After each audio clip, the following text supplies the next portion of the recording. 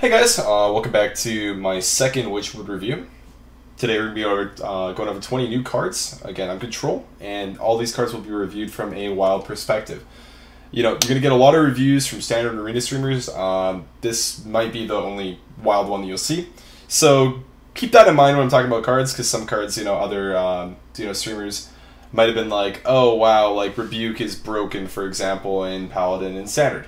But I mean, I might disagree with that for Wild. So had a couple comments on that on the first video where it was like, Control, you're super wrong about a lot of these cards.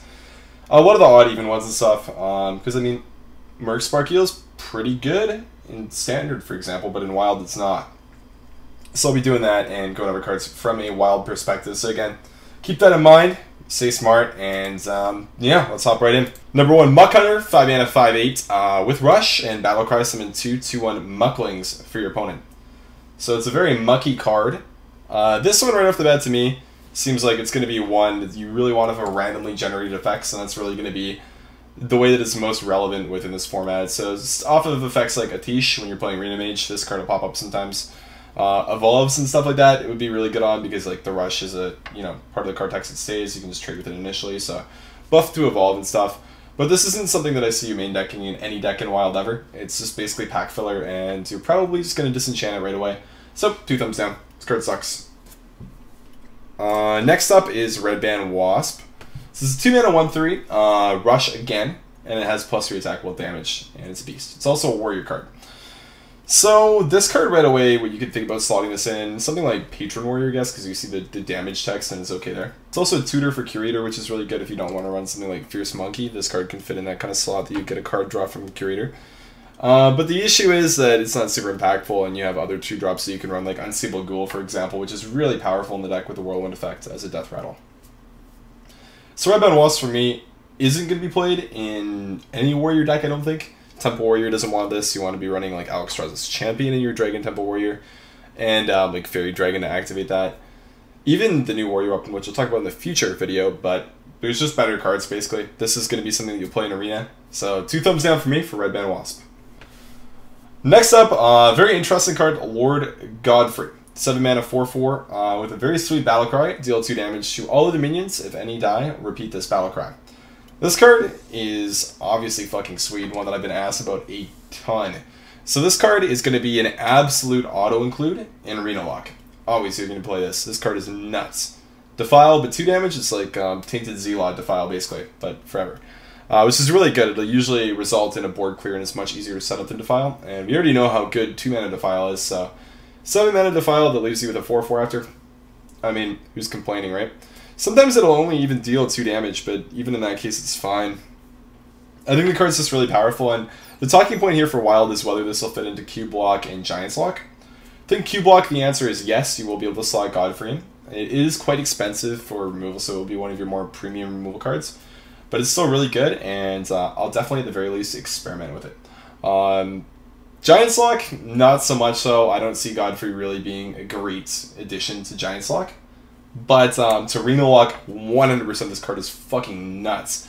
And Cube Block, I can see it working as well. So Godfrey, for me, is a really easy 2 thumbs up. This card is, whew! Godfrey is fucking spicy, man. He's got the guns, you know? He's great. Card art's on its point, and yeah, just really strong Warlock Legendary. Exactly what we wanted from this expansion. Next up, 2 mana, 2/1 Hunting Massive, Echo and Rush. So you can talk about this card as a minion itself, but for me, what's interesting about Hunting Massive isn't so much that it's a 2 mana, 2/1 with Echo and Rush. I mean, actually, that's specifically what's interesting about it. It's interesting because of Deathstalker Rexxar, so Hunter's Hero Death Knight card. This gives you the ability to combine another minion with Echo and Rush on a Deathstalker Rexxar minion, so on a Zombies. Which means that you can get Rush on Zombies to make them really cheap, Echo Rush, and just spam them after. Which is really appealing to me. So Hunting Massive, for me, is 2 thumbs up, not so much for the main deck potential, so adding that to your 30-card deck for a Hunter list, but more so just for the Deathstalker Rexxar potential. I think it's really great for that. Next up, 4 mana, 1/6 Druid card, Forest Guide. At the end of your turn, both players draw a card. So I mean, it's a 4-mana 1/6, so the stat line's really bad. It's comparable to like Baron Geddon in the sense, because not Baron Geddon, sorry, Baron Rivendare in that sense, because it's a one attack minion with very high health.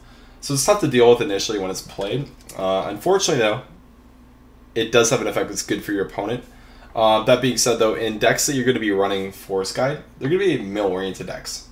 The question you need to ask, though, is this the best mill card you could potentially play in a mill-oriented deck? The answer is probably not. Will I personally try it myself? Yes, of course. I'd be playing Mill Druid with Force Guide in it. No shit. But I don't think the card's really that great. The stat line's quite bad. The passive effect is decent, but I mean, you don't really want it in any matchup, I don't think. It's just not very strong. It's nice that it gets cards for you, but you rather run cards like Cold Light and Naturalize, that are just more consistent in their effects, more powerful. And then synergy cards for those, like Deathlord, in Wild at least. Forest Guide, though, is fun, and a card that I will experiment with again. But for me, it's got to be 1 thumbs down for this. I'm not going to give it 2 just because, again, I think there's a little bit of potential for it, for a fun archetype to pop up with Mildred, and maybe build upon that. But I don't think it's really that great of a card, or one that's going to have too much success. Next up, Wanted. So a 4-mana rogue spell, and it reads, deal 3 damage to a minion. If that kills it, add a coin to your hand. So it's very balanced is one thing that just, you know, runs to my mind initially when talking about Wanted. It's just very fair. And I think that cards like this always have to be fair because Rogue's classic set is just so strong. Classic and basic. With cards like Preparation, if this was at 3 mana, this card would be completely bonkers. And the fact that it's 4 mana is probably solely because of Preparation, the ability that you can just, you know, get a coin from like Tomb Pillager, coin out Gadget Sound on 5, and then go prep Wanted, play another coin, go Conceal, and just snowball off that. But with Wanted being 4 mana, you can't just prep it for 0 mana, so it's actually really rough in the fact that you have to pay 1 mana for it. That's why a lot of really good rogue spells are 3 or less, actually. But just because of that and the fact that it is 4 mana, I don't think Wanted's that good. I think it might be relevant in Standard a little bit, but in Wild, I don't think Wanted will make Miracle Rogue decks. It won't be anything that's really that good in Questing Rogue. It won't be good in Kingsbane Rogue. I just don't see it fitting any real archetypes right now, so for me, Wanted is 2 thumbs down at the moment. Next up is Scale Worm, so a 4 mana 4/4 Battlecry. If you're holding a dragon, gain +1 attack and rush. So, first thing that comes to your mind is this. Dragon Warrior. You get a 5/4 with Rush to trade with. But what I would say to that is you already have Korkron, which doesn't require you to have a dragon in your hand, which is a 4/3 that can also hit face, so pretty good. So maybe you might run Scale Worm in addition to Korkron or a Piloted Shredder, but in whatever dragon deck you're running this card in, you really have to think about, in Wild, is this card really better than any other 4-drop you could just run in the slot? Now, if we're talking about Scale Worm, if it has a dragon tag on it, that changes everything. Unfortunately, it doesn't. It has a beast tag. If this card actually was a dragon, though, I think it would be really, really good, and run in Dragon Warrior for sure, and potentially even other dragon decks. But it doesn't. And that's really the big thing here, is that it doesn't have the tribal tag. It does not enable other cards within the deck to work. So I personally don't find Scale Worm to be very strong. It's not over the top powerful. Again, maybe if it was a little bit beefier, but it's just not that good. Like, why would you want to run Scale Worm over a card that was just released in the expansion, Militia Commander, right? Which is just a 5/5 with Rush right away. It's kind of ridiculous, and I don't really get why you would want to run Scale Worm. So for me, personally, I don't think it's very good, and I wouldn't run it in Dragon Warrior. I'm not really sure what other deck you would want to put it in. Dragon Priest, it's tempo-oriented, so like Spiteful Priest you could think about, but I don't really feel like you even really want a card like this, the Dragon Priest. And again, it's the whole Piloted Shredder thing. Is a 5/4 with Rush better than a Piloted Shredder? In some scenarios, yes, for sure, but I don't think that's really what you want to do. In Spiteful Priest, you're usually just looking to like curve out with minions, and this does help with that, so I guess you could consider playing Scale Worm in that deck specifically, but overall, I don't think it's a very strong card, and I don't think it's going to make 30-card lists, but I guess in Dragon Priest, it does have a little bit of potential. Dragon Spiteful Priest, that is. So I guess just based on that note, I can give it like a neutral review, but I don't think this card's going to be very good at all. Next up is Vexcrow, 4 mana 3/3. It's a mage card, and whenever you cast a spell, summon a random 2-cost minion. It's also a beast. So this fills mage's requirement for, you know, the random card of the expansion. Personally, I think Vexcrow is very, very weak. Its stat line is terrible. and it's very, very tough to activate. So for me, right off the bat, this is a fun card, but it's not a competitive card at all. 2 thumbs down. Next up, Blackwold Pixie, 3-mana, 3/4 Battlecry, refresh your hero power. So it's like Auction Master Beardo, but it doesn't win you the game when you play it in Death Knight Paladin. So, Blackwold Pixie for me, 5 dust, 2 thumbs down. It does have a good vanilla style line though, so I'll give you that, but its Battlecry is not relevant. Next up, Clockwork Automatum, 5-mana, 4/4 Mac, double the damage and healing of your hero power. So, the only thing that really strikes me about this card, because it's not very strong, don't get me wrong, but I'm going to definitely say that we'll see some people running it in Reno Lock, because what it does with Blood River Gul'dan is it'll double the damage of your hero power. So, Siphon Life will then deal 6 damage, and then it deals the healing, it doubles the healing after it doubles the damage, so you'll actually heal for 12 with it when you play it with Blood River Gul'dan, which is really sweet for that. So you deal 6 damage and heal for 12. So I think just for that, we'll see some people try it out, especially beating expansion with it. But I don't think this card's going to be really that great. As when it comes down, after you play Gul'dan, you're going to win the game anyways when you're playing Reno Lock, right? So it's not going to matter anyways, but this is going to be one of those fun cards people mess around with, say, hey, maybe it's going to be good enough, but then they're going to come to conclusions. No, let's just play Healbot instead. 5-mana, heal me for 8 on turn 5. Pretty good against aggro. Whereas Clockwork Automatum, not so much. So this card for me, give it 1 thumb down, because maybe it'll be good in Reno Lock and I'm just wrong, who knows. But my initial impression is this card's just bad, but kind of cool for that at least. You deal 6 damage, heal for 12.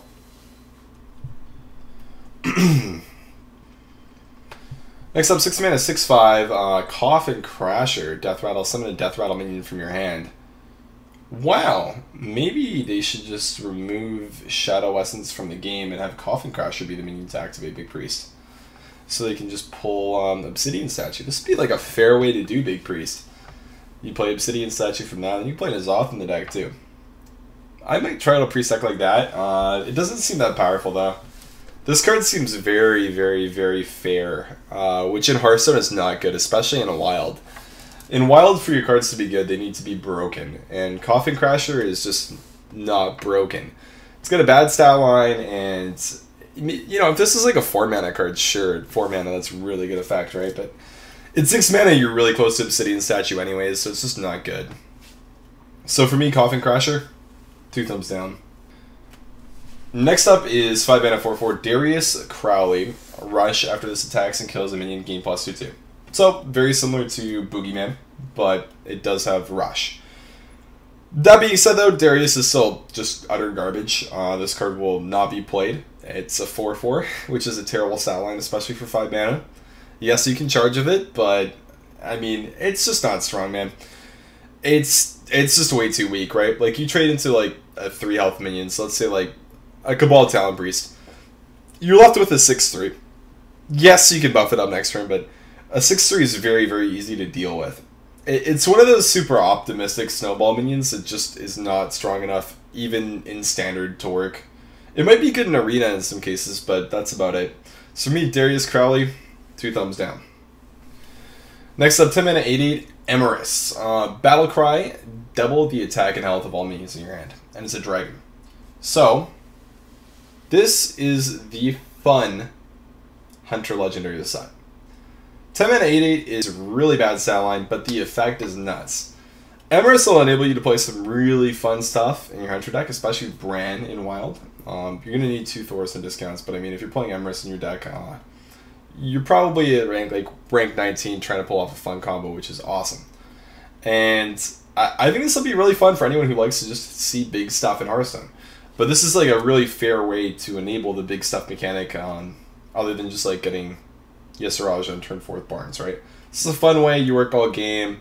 You know, you clear the board continuously with your Hunter deck. You fight for board, play some Spellstones, you know, crush some walls. Then turn 10, you go Emirates, and you buff up your high main to like a 12-10. And then you get to play that. Sweet way to end the game. The only problem with Emirates, though, is basically anytime you get to play Emirates, you're going to win the game anyways, right? If you can play stuff the following turn and go in. But that's part of the fun with a card like this, and I think that Emirates is a really cool card. I'll be playing with her a bunch for sure, because it's just sweet, and this is the kind of like big late game card that I love. So I'll be messing around with it. That being said, though, the exact opposite of something that's competitive. So Emirates for me, from a competitive perspective, 2 thumbs down, unfortunately. From a fun perspective, 2 thumbs up. Next up is Ravencaller, 3 mana, 2/1. Battlecry, add 2 random 1-cost minions to your hand. So this is actually Ali's reveal, and it's a really sweet card for Quest Hunter. Talking about odd Quest Hunter during the first reveal, and just gonna mention, I think Ravencallers are a really, really good fit in that deck. If you're gonna go for that, got your 1-cost minions. You got Ravencaller, which is a great tutor for 2/1 random cost minions, which will help you get your Quest done really quickly. There's one thing you want in Quest Hunter, it's Queen Carnassa online, and Ravencaller is going to be your best friend in trying to do that. So I actually think this card is really good and does improve an existing archetype, although the existing archetype is not very powerful.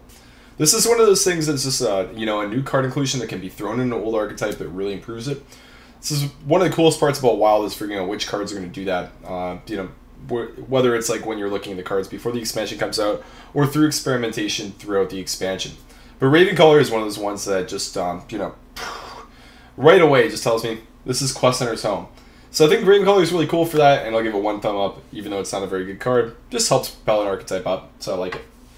Next up is Sound the Bells. Echo, give a minion +1/2. Sounds like 5 dust, baby. 2 thumbs down, this card is trash. You know, I say that, but all you Quest Paladin players are going to be like, Control, you are wrong. My response to that is, even if you're playing Quest Hunter, 2 mana Echo, give a minion +1/2 is way too expensive for that deck. You need to get Galvadon online quick. You don't want to be using, you know, turn 6 to play 3 Echoes and then play Galvadon in 7, because you're going to be dead. So I personally don't even think that this is a card that improves an existing archetype. I think Sound the Bells is just trash. Straight up trash. Next up is Cheap Shot, 2 mana Echo, deal 2 damage to a minion. This is pretty similar to our good old friend Sound the Bells, as I think it's just 5 dust. I think it's cool, but again, a very balanced way to play Echo, the Echo mechanic. It's kind of crappy how they have to balance these 2 mana cards around being really bad, because it can just be played over and over again, especially at the 1-mana slot. So I definitely understand why they're really weak, but it's just a little bit too weak. Like, you get a backstep for 0 mana, man. Come on, you don't want to be paying 2 mana for that. SI7 Agent's a 3 mana 3/3 with Cheap Shot attached to it on top, man. So it's kind of just like, this card's just not good. That's all there is to it. It's just, you don't want to main the deck this in any deck. It's just not powerful.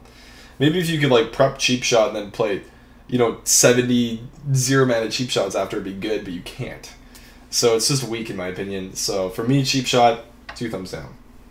Next up, Black Howl Gunspire. 7 mana 3/8, can attack whenever this minion takes damage, deal 3 damage to a random enemy. So for all you guys who've been playing for Wild a long time, or just Hearthstone in general, again, probably one of the first decks you're going to think about this one popping up in is Patron Warrior. I personally don't think it'll be that great in that deck though, and I feel like Black Howl Gunspire is going to be one of those cards you're going to have to see the entire expansion to really figure out whether this card's going to be really good or not. So I feel like Blizzard does have something up their sleeve with this card. Obviously, earlier in the expansion, or early in the release, sorry, Warpath was released, which is a 2 mana Echo, deal 1 damage to all minions, warrior spell. But I think for Black Howl Gunspire, we're going to have to see all the cards to really tell how great this is. I think it's a really cool card, though, and one that I'm definitely going to be messing around with. Specifically in Wild, we have a card called Bouncing Blades, and what Bouncing Blade does is it hits a random minion until a minion dies. So if you have a naked board with Black Howl Gunspire, that is going to be, what, 8 times 3, so 24 damage to your opponent's face, which is really strong. Throw a Faceless Manipulator in there, and then, you know, that's 48 randomly. So I think it's going to be really fun OTKs involved in that, but I feel like this is a really interesting card that I think there's going to be a little bit more synergy for within the rest of the expansion. So I'm going to wait on the rest of the cards before I really say too much about Black Howl. But it's a really cool card, and one that I'm actually super optimistic about, so I'm going to give it 1 thumb up just for that. That being said, though, based on what cards have come out and what's in Wild right now, not going to be good. But again, I believe 50 cards have been revealed so far, and there's 135 in the expansion, so my hopes are high, man. I love new Warrior decks. Warrior's my favorite class, so Black Howl Gunspire, please find a home. That's what I'm looking forward to. Next up, Lady in White, 6 mana 5/5 Battlecry, casts Inner Fire on every minion in your deck. That is nuts. So this is kind of a weird card because it doesn't really fit in super fast combo pre-decks, but the effect is undeniably strong. Casting Interfire on every minion in your deck is ridiculous. Think about it, even if you're just playing like a control pre-stack, right? Your N'Zoth's a 7/7, your Deathlord's an 8/8, your Belcher's a 5/5, and on and on and on. So this might find its way into a more tempo-y, think like Prince Keliseth, Reno Priest list. One of those ones that I was using, I definitely have YouTube videos on that. But Lady in White's a really cool card that's actually pretty strong for its effect. The 5/5 stat line is obviously pretty weak, but the effect is really, really good. Unfortunately, it's not all minions. Like if it affected minions in your hand, I think Lady in White would be a lot stronger than she is. But the fact that it's only minions in your deck makes it actually quite a bit weaker.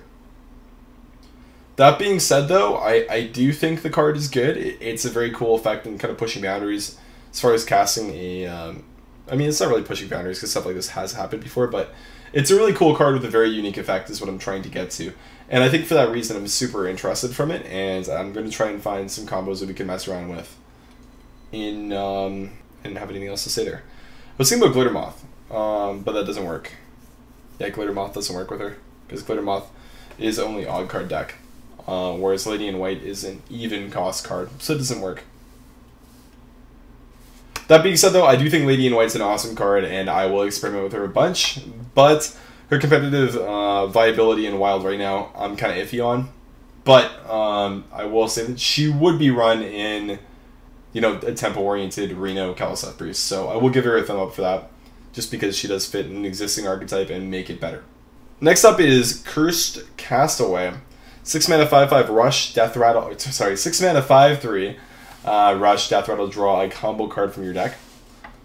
It's actually a pretty cool effect. I like the tutoring. Unfortunately, it's not a battle cry, it's a Death Rattle.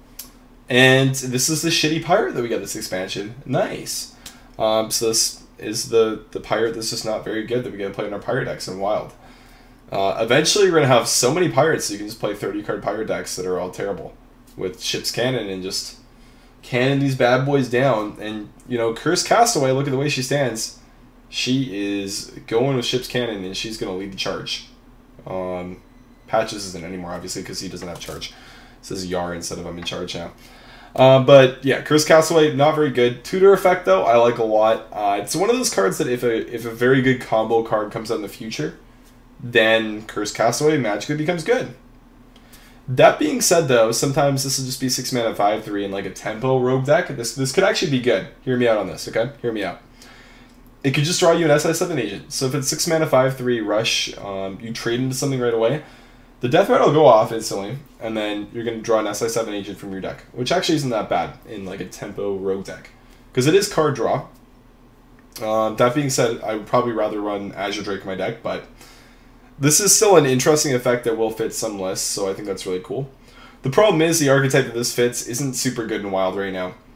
But I actually do think because of the Rush tag on this, it's not that bad. It's just a matter of finding good combo cards that you want to be running in your deck. If it draws oil, it's still not insane, but it makes it better. So I actually am going to say that I have high hopes for Cursed Castaway, and I take back what I said about her being the shitty pirate card of the expansion. This one's actually really interesting, and with some decent deck building, I think Cursed Castaway could actually be a relevant card. Especially if the metagame shifts towards it being a more board-oriented metagame. Based on the cards that we've seen so far, it doesn't seem like it will be, but if it does shift away from being, you know, the way the metagame is right now with Big Priest, Q-Block and stuff being really popular, then I think Cursed Castaway could be a decent card. That being said, you know, that's a very optimistic view on exactly what the future of Wild's going to look like.